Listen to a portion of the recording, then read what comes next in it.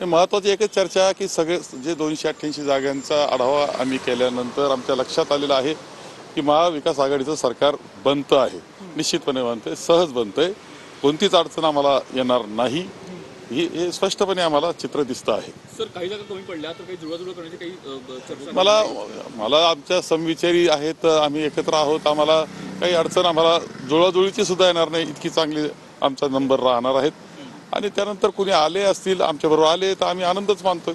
प्रमुख प्रश्न असा की मुख्यमंत्री कोण यावर चर्चा झाली का? नाही, पहिलं तर असं आहे की एकत्र आता निवडणूक झाली, उद्या निकाल होईल, महाविकास आघाडी सरकार बनवताना हे चर्चा करू। आमच्या दृष्टीनं महायुतीचं सरकार सत्तेवरून घालवणं याला प्राधान्यक्रम आहे। कुठल्या अपक्ष आमदारांसोबत काही चर्चा झालेली आहे का? नाही, तशी आवश्यकता आमची नाही, आमचं सरकार बनतंय, नंतर येऊन मिळतील सगळे, आम्हाला काही अडचण नाही। 23 तारखेला निकाल हाती आल्यानंतर महाविकास आघाडीला विश्वास झाला की आता आम्ही सरकार स्थापन करतोय किंवा आम्ही करू शकतो, तर कधीपर्यंत महाविकास आघाडी सरकार? नाही, आमचा नंबर बनला की आम्ही राज्यपालांना त्या बाबतीतलं पत्र देऊ। नंबर बनतोय, आमचा झालेला आहे नंबर, आमचं बहुमत झालेलं आहे। तुम्ही शरद पवार यांची पण भेट घेतली आणि उद्धव ठाकरे वर्षावर आपलं मातोश्रीवरती पण भेट घेतली आहे, नाना पटोले का नव्हते? नाही, नानाभाऊ नाही आले, त्यांच्या चर्चेनंच नाही आले, ते उद्या सकाळीच पोहोचत आहेत।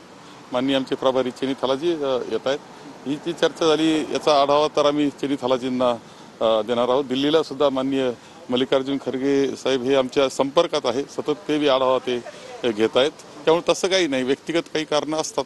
थोरासाहेब, निकाल लागल्यानंतर भाजपकडून किंवा महायुतीकडून कुठेतरी राजकारण होऊ शकतं, जे आमदार आहेत महाविकास आघाडीचे त्यांना कुठेतरी ते फोडू शकतात का? त्यामुळे तुम्ही काही? आमचा कुणीही आमदार फुटणार नाही, काही नाही, ती काळजी आम्हाला नाही। आमचा नंबर चांगला बनतोय, आम्ही क्लेम करणार, सरकार बनवणार। तर तरी किती अंदाज आहे तुमचा? किती नाही, चांगला अंदाज आहे, सहज सरकार बनतंय।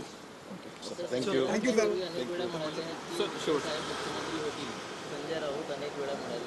नाही, तो विषय आमच्या करता तसा नाही। आता पहिलं महायुती सत्तेवरून या जनतेसाठी घालवणं हे सगळ्यात महत्वाचं आहे। मी फक्त आपल्या माध्यमातून ही सांगतोय की आम्ही जी चर्चा केली त्यामध्ये महत्वाचा एक असा विषय घेतला आहे की मतमोजणीच्या वेळेस शेवटचं मत मोजून व्यवस्थित पद्धतीने कागदपत्र पूर्ण केल्यानंतरच निकाल घेऊनच बाहेर यायचं, त्याशिवाय कोणीही मतमोजणी करता जे कार्यकर्ते काउंटिंग एजंट्स असतील त्यांनी जागा सोडायची नाही, या स्पष्टपणे सूचना आम्ही सगळ्यांना देतो आहोत। Thank you sir. Thank you sir.